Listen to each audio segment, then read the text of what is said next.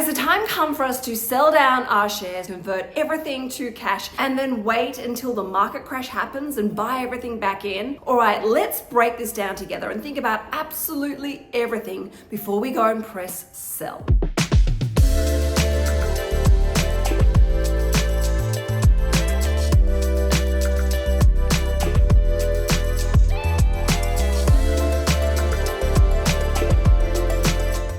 Hi everyone, welcome back to my channel, SugarMamma TV. I am financial planner Hannah Campbell, and as always, I'm here every Thursday to inspire, most importantly, educate and motivate you when it comes to achieving all of your financial goals and dreams, particularly around being financially independent, strong, and resilient. Who doesn't want financial harmony in their lives? Now, today's video, I want to talk to you about things to think about before you sell down your share portfolio. Recently, I've had a lot of questions from people asking me whether I am personally going to sell my shares. That is my $1,000 project portfolio, which is worth just over $310,000. And if I'm going to sell everything down, convert it into cash, wait until the market crashes, and then buy back in again. Now, to answer this question for you, I'm going to share with you 7 really important things to help you work out whether you should be selling right now or not. And at the end of this video, I'll share with you exactly what I am doing personally with my own investment portfolio, particularly around shares. Now, to remind you that nothing here in this video or any of my content is ever personal advice, strategic advice, or investment advice. This is purely general advice only, educationally based, and you should always think about your own personal situation, your goals, your deadlines, and your risk profile when it comes to working out what is the best thing for you. But right now, I want to share with you 7 things you must think about before you make any major decisions, particularly with all this talk of an impending market crash happening, because I never want you to have any regrets. All right, so the first thing I really want you to know and understand when it comes to your share portfolio is understanding that shares are a long-term investment vehicle. Shares are not supposed to be used for get-rich-quick schemes or to make quick money. Yes, there are a lot of people out there who actively trade shares, jumping in and out by the hour, by the day, by the week, or even the month. And yes, those people do make money, but typically shares are a long-term investment vehicle. You need to be patient. You need to turn down the noise. So when I say long term, I'm talking 10 years, if not longer. So if I was you, and obviously I don't know exactly what is in your share portfolio, but I would really stop trying to chase quick returns and think about the big picture long term, which is growing your passive income. Number 2, share market volatility is completely normal and completely natural. The reason why shares are a long-term investment vehicle is because shares naturally bounce around in the short to medium term like a yo-yo. It is a little bit of a roller coaster ride, but with that risk comes that reward. And these market corrections, pullbacks, and at times crashes are just part of the game. Number 3, no one has a crystal ball. All right, there are always going to be people who take up the headline space saying market crash happening, billions of dollars to be wiped off mum and dad investors, all these clickbait, sensationalized headlines to get us to read. Now, yes, occasionally that expert might be right, but normally they've got it wrong 8 or 9 times before that. There's always going to be someone who says there's a crash coming, and at the end of the day, our brains are unfortunately wired towards doom and gloom and panic. At the end of the day, no one really knows what is going to happen, and if there is a bit of a crash, it might actually not be a crash. It actually might be just a mild correction or pullback. So for you to try and time the market, that is, work out the perfect time to get out and the perfect time to get back in, is close to impossible. And the funny thing is, when you look at all those reports and those statements made by those financial experts, they don't actually say often when it's going to happen and when is the right time to buy back in. Funny that, especially considering they're experts making these massive predictions and statements. Number 4, selling comes with costs. A lot of people get caught up in the emotions and the panic of this and press sell without actually stopping and running some numbers before they do this. So I'm so glad you're watching this video, because you're not going to be one of these people. So when you sell down your share portfolio, assuming you've got some gains in your portfolio and you've made a profit, you're going to be triggering capital gains tax. Now, if you're in Australia and you've only owned those shares for less than 12 months, that gain, that profit you've made is fully assessable. However, if you've held that for more than 12 months, you can apply the 50% capital gains tax discount, leaving the remaining amount assessable at your marginal tax rate. Now, if you have a loss in your portfolio, yes, you're not worrying about triggering any profit, but you're also locking in those losses. Those losses are now crystallized. They weren't paper losses, they're real losses that really do hurt. And then, of course, there's brokerage. Every time you go to sell or buy back, you've got brokerage costs. And then, of course, there's the opportunity costs and the cost of your time. All of these costs can really add up, which can significantly impact your long-term returns.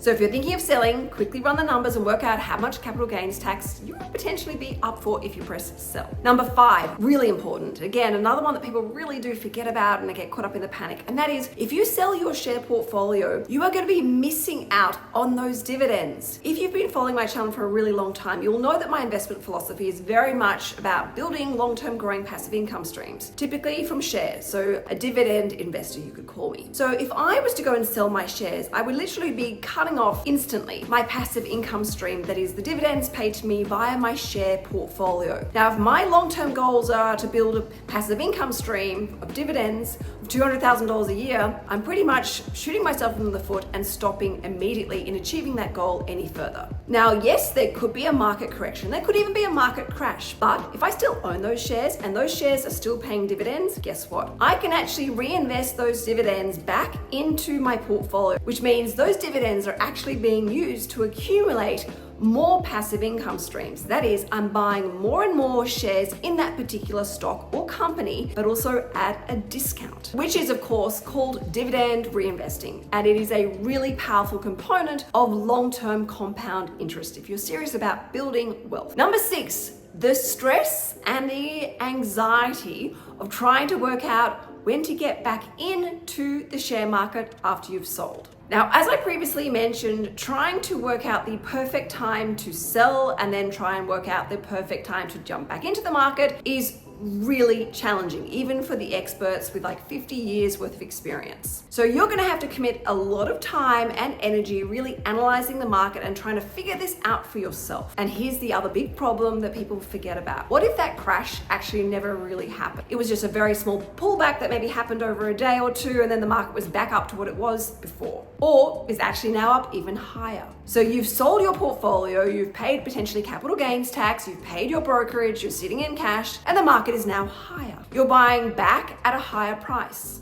And also you missed out on earning all of those dividends in the meantime of being out of the market. That timing risk of knowing when to buy back in or whether you actually completely miss the bounce back is extremely risky and extremely stressful. And in fact, I've seen this happen to people where they have sold out and they sit there on the sidelines waiting and waiting and waiting for this correction for it actually never to happen, and they end up having to bite the bullet and buy back the exact same stocks again, now at a higher price. And for those people, the feeling of regret is quite frustrating. And finally, number 7, when there are market pullbacks, market corrections, even market crashes, these actually are blessings in disguise because they are great buying opportunities. Think about it for a second. Your favorite shoe shop goes on sale and all those wonderful shoes that you've had your eye on are now 30% off. Would you run away from the shop and not buy any shoes at all? No, of course not. You would hightail it into that store straight away and lap up all those shoes that you've wanted to buy for a really long time, but it hasn't been right for you and your budget. That is the exact same principle when it comes to market crashes, market pullbacks, and market corrections. You are able to buy the exact same quality, long-term growing asset and dividend income stream, but at a significant discount, which means you need to invest less or you can potentially buy more with the same amount of money. History shows that investors who actually stay the course, focus on their long-term game plan, actually come out so much further ahead financially than other people who panic and hit sell.